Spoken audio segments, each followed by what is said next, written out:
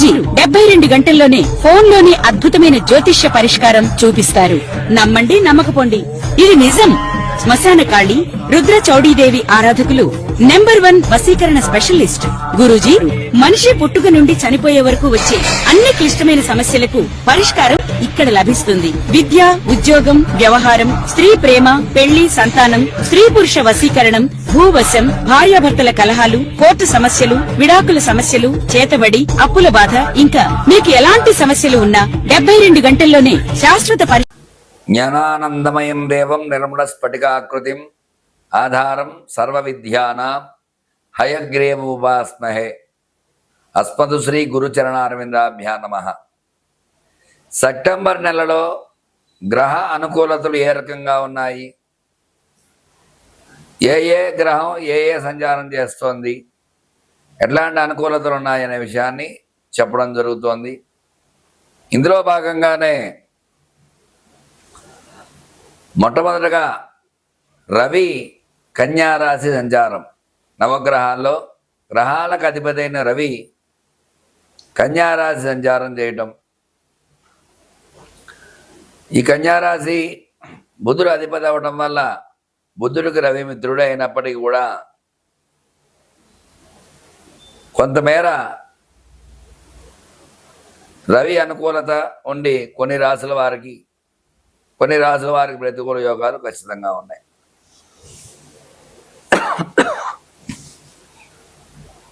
అలాగే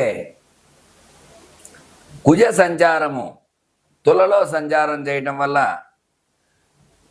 శుక్రుడికి కుజుడు ప్రతికూలం కాబట్టి శత్రు రాశిలో కుజ సంచారం చేయటం వల్ల చిన్న చిన్న ఇబ్బందులు, వ్యాపార లావాదేవీల్లో ఇబ్బందులు, భూ సమస్యల్లో ఇబ్బందులు ఇట్లాంటివి వచ్చే అవకాశాలు ఖచ్చితంగా ఉన్నాయి. అలాగే బుధుడు చూసుకున్నట్టయితే బుధుడు కన్యారాశి సంచారం.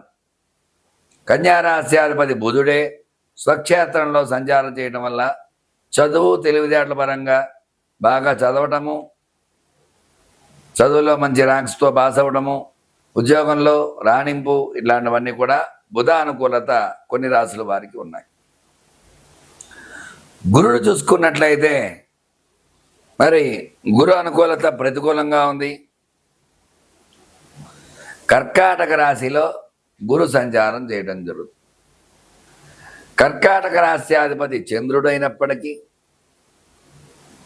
గురు బలం అన్ని రాశులకి లేదు, కొన్ని రాశులకు మాత్రమే ఉంది. కాబట్టి గురు బలం ఉన్న రాశులందరూ కూడా చదువు, ఉద్యోగాల్లో మంచి రేంజ్లో ఉండడము, గురు బలం లేనటువంటి వారు ప్రతికూల యోగాలు ఉన్నాయి, కొంచెం జాగ్రత్త వహించాలి. మరి శుక్రుడు చూసుకున్నట్లయితే శుక్ర సంచారం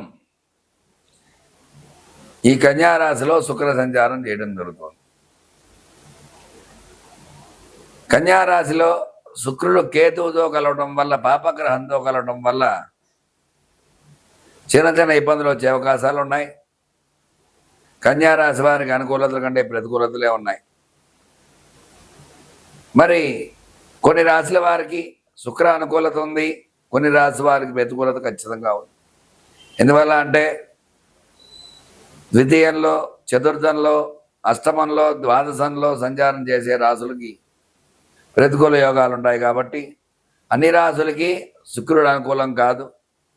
శత్రువులు కలవటం, శత్రు రాశులు చూడటం ఇట్లాంటివి జరగడం వల్ల ప్రతికూల యోగాలు వచ్చే అవకాశాలు ఉన్నాయి. మరి శని భగవానుడు సంచారం చూస్తే శని వక్రంలో ఉన్నాడు.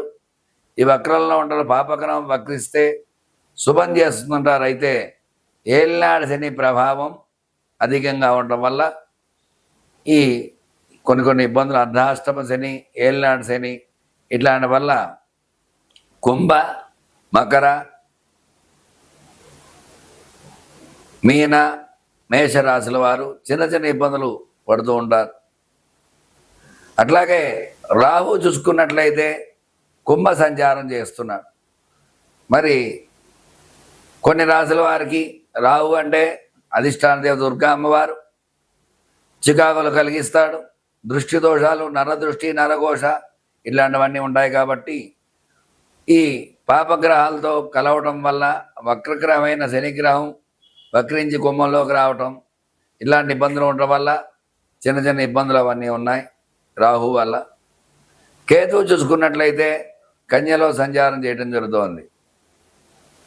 మరి మొత్తం మీద చూసుకున్నట్లయితే గ్రహ అనుకూలత ఈ నెలలో 8 రాసుల వారికి అనుకూలంగా ఉంటే 8 రాసుల్లో 5 రాసుల వారికి చాలా బాగుంది, 3 రాసుల వారికి సామాన్యంగా ఉంది, 4 రాసుల వారికి మాత్రం ప్రతికూల యోగాలు ఉన్నాయి. అందువల్ల జాగ్రత్తగా చెప్పినటువంటి రెమెడీలు పాటించి సుఖ సంతోషాలతో ఉండాలని కోరుకుంటూ మీ రవికిరణ్ శర్మ, వేలూరి జ్యోతిష్య రత్న అవార్డు గ్రహీత. నమస్కారం. ధనురాశి వారికి ఈ సెప్టెంబర్ నెలలో ఏ రకంగా ఉండబోతోంది, ఎలాంటి అనుకూలతలు ఉన్నాయి, ఎలాంటి ప్రతికూలతలు ఉన్నాయనే విషయాన్ని చెప్పడం జరుగుతోంది.